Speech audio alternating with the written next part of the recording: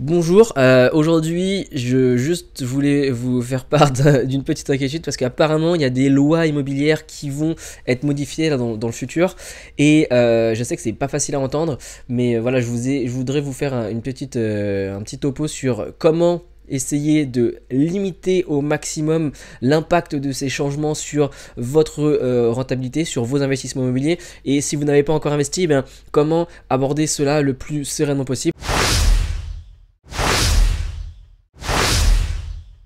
C'est vrai que ça peut paraître un petit peu flippant, ces lois qui vont changer, et pourtant, eh ben, il y a 100% de chances que les lois sur l'immobilier changent dans un futur proche, moyen terme.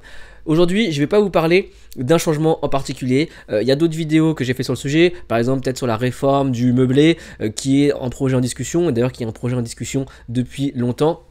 Et ben, c'est quelque chose qui va assurément arriver parce que les lois sont faites pour évoluer et en fonction de la société française, en fonction des nouveaux types d'hébergement, des nouveaux types d'habitat, en fonction de l'état du parc locatif ou du parc de logement en France, à chaque fois il y a des variables d'ajustement selon les gouvernements. Vous savez, à chaque fois ces nouvelles lois ont les noms des ministres qui les ont portées, qui les ont inaugurées. D'ailleurs il y a peut-être à chaque fois un petit peu d'ego derrière ça.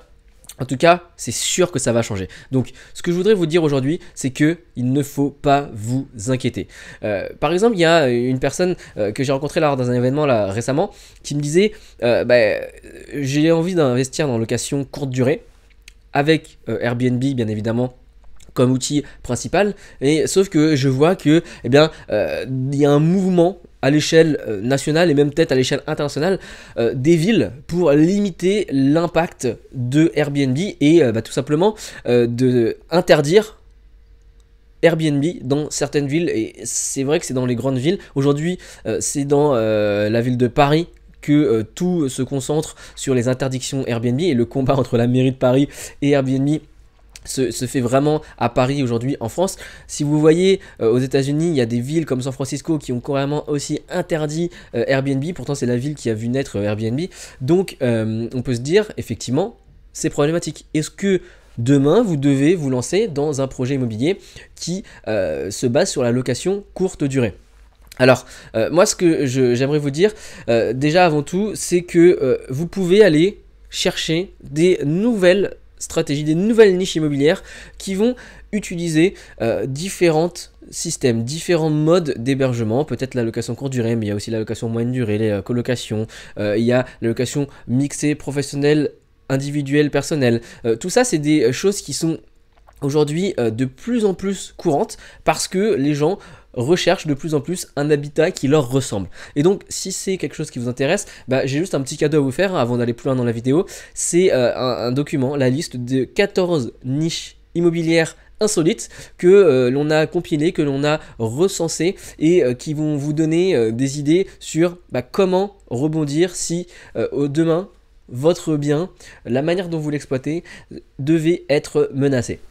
Donc en revenant à mon sujet, on se dit, ok, est-ce que je vais me lancer dans le locatif courte durée si je sais que dans quelques années, ça va être peut-être interdit? Ce qu'il faut vous dire, c'est que oui, si une niche existe aujourd'hui, autant en profiter au maximum. Le meilleur exemple que je peux vous donner, c'est toujours en comparant avec le monde de l'entreprise, parce que vous savez, sur Investimo Club, on aime bien parler d'immopreneurs, des investisseurs immobiliers qui voient leur patrimoine comme un petit business, et je voulais vous parler du principe du pivot que l'on voit dans les entreprises et notamment les startups. Qu'est-ce que c'est? Ça consiste à dire, ok, j'ai une startup, je vais me lancer dans une niche en particulier, et à partir du moment où je vois que ça sent le sapin, qu'il y a un changement dans la réglementation, un changement dans les habitudes des consommateurs, on va se donner la flexibilité et l'agilité de changer sa stratégie, de changer sa niche. Mais on se dit pas, tiens, je vais commencer directement sa niche parce que souvent on ne l'a pas vu, ou alors c'est peut-être pas la niche qui est la plus facile à accéder ou dans notre cas la plus rentable. Mais on va commencer par quelque chose qui va marcher aujourd'hui, tout en se laissant la possibilité de changer plus tard. Et ce que ça donne comme résultat, c'est que pendant les premières années avant le pivot, eh bien, la startup commence à faire ses preuves. C'est exactement comme ce que je disais pour l'immobilier. Vous avez le temps d'engranger du cash flow, vous avez le temps de montrer à un banquier que vous savez gérer et créer de la richesse, créer de la valeur avec l'immobilier.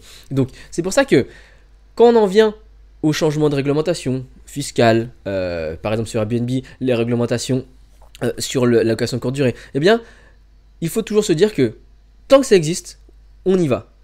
Et avoir en tête qu'on va pouvoir pivoter vers quelque chose d'autre lorsque cela va changer. Et ne me faites pas dire ce que je n'ai pas dit. C'est très bien de réussir à anticiper les changements qu'il va y avoir. Par exemple, c'est très bien de se dire, bon bah, si je fais de la location courte durée aujourd'hui, ça va me rapporter tant, mais quel est mon plan B au cas où eh bien, ça vienne à disparaître dans les 2 à 5 années qui viennent? Quel est mon plan B?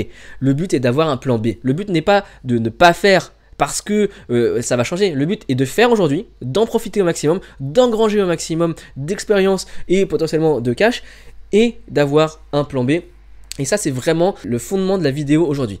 Ensuite, ce qu'il faut vous dire aussi, c'est que en général, lorsque il y a une loi qui disparaît, il y en a une autre qui le remplace. Parce que comme je l'ai dit au départ, c'est une variable d'ajustement très importante pour tous les gouvernements de jouer sur l'immobilier et d'inciter à la création de nouveaux ou la rénovation d'anciens biens immobiliers.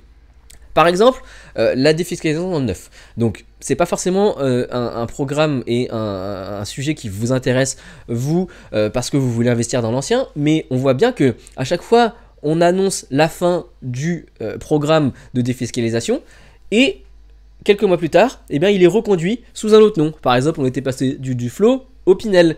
Ça a un petit peu modifié les zones dans lesquelles les investissements peuvent être réalisés, mais dans le fond, ça reste quand même un incitatif. Et tous ceux qui avaient fait du Duflot, eh bien, ils s'étaient engagés à louer un certain prix maximum et à recevoir un incitatif fiscal. Eh bien, lorsque le Duflot a disparu à la vente, tous ceux qui ont fait du Duflot, ils ont quand même et gardent quand même pendant 9 ou 12 ans leur avantage fiscal. Aujourd'hui, pour prendre un exemple très concret, on voit qu'il y a un nouvel outil qui s'appelle la loi de Normandie et qui est applicable à l'immobilier ancien dans les villes petites et moyennes en France. Le but, c'est de revitaliser les centres-villes des villes moyennes en France. Et donc, on voit bien que c'est un nouvel outil dans lequel peut-être vous pouvez vous glisser en revendant un bien que vous aviez en location courte durée, en engrangeant la plus-value et en repartant sur d'autres projets. Donc, le but à chaque fois, c'est quand même de réussir à faire quelque chose de rentable, profitable, de prendre de l'expérience et après de faire un arbitrage. Est-ce qu'on revend? Est-ce qu'on change juste la manière d'exploitation? Donc pour cela, vraiment, je vous recommande de ne pas avoir peur des changements de loi parce que c'est sûr qu'ils vont arriver. C'est sûr qu'il y aura des changements de loi. La seule chose à faire, c'est de se dire quel est mon plan B et si ça arrive, qu'est-ce que je fais? Comment je me projette dans un arbitrage? Est-ce que je change? Alors, vous pouvez peut-être vous dire un exemple très concret sur la location courte durée. Si demain, la ville dans laquelle vous voulez investir, je ne sais pas, une grande ville en France, Rennes, vous voulez investir dans la location courte durée, c'est aujourd'hui possible. Vous allez pouvoir générer des super loyers et des super rentabilités. Si demain, pas demain, mais peut-être dans 1 an, dans 2 ans, la ville de Rennes décide de restreindre, eh bien, vous allez peut-être vous dire, bah, qu'est-ce que je peux faire? Une des pistes, en gardant mon bien, serait de passer à du meublé haut de gamme. Et on va essayer de cibler une autre typologie de personnes, de locataires. Tout ça en faisant et en brossant le portrait robot de votre locataire idéal. Ça, c'est une autre vidéo que j'ai faite sur le sujet. Allez le voir parce que c'est très intéressant pour éviter toutes les vacances locatives. Une stratégie qui va peut-être avoir une rentabilité un petit peu inférieure à la location de courte durée, mais qui va quand même être nettement supérieure à la location classique. Ça, c'est la voie si vous décidez de garder le bien. La deuxième voie, c'est de se dire, bon bah, dans ce cas-là, je revends le bien et je vais placer mon argent dans une autre ville qui aujourd'hui accepte encore la location courte durée. Maintenant je sais comment on fait, je sais comment créer une annonce et comment attirer facilement des locataires, je sais comment déléguer au mieux le ménage, etc. J'ai acquis de l'expérience, je peux le repliquer dans une autre ville. Donc vraiment, ne vous en faites pas sur les changements de loi, ça va arriver.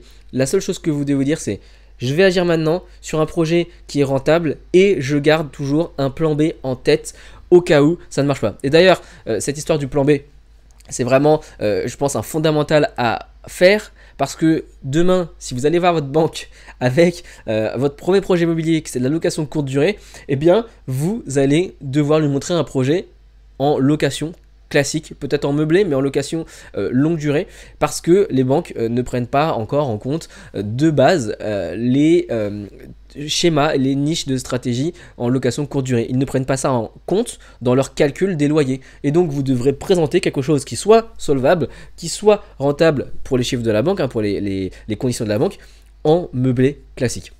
Voilà, c'est tout pour aujourd'hui. Si vous avez envie de voir quelles sont les futures tendances de l'immobilier, je vous recommande encore de télécharger le document des 14 niches immobilières insolites parce que dedans, comme je l'ai déjà dit, j'ai recensé et identifié des tendances qui viennent de l'étranger et qui seraient probablement bientôt débarquées en France parce que vous le savez, hein, dans les pays anglo-saxons notamment, les tendances se font toujours quelques années en avance et elles arrivent toujours finalement dans notre marché francophone par la suite. Donc pour ça, c'est très simple, vous allez dans la description de cet épisode, vous allez trouver un lien qui va vous diriger vers une page, il vous suffit d'envoyer, de mettre votre email et je vous envoie le document qui est vraiment complet sur les 14 stratégies, les 14 niches insolites directement dans votre boîte mail. Vous n'avez rien à perdre. Voilà, c'est tout pour moi, je vous dis à très bientôt, salut!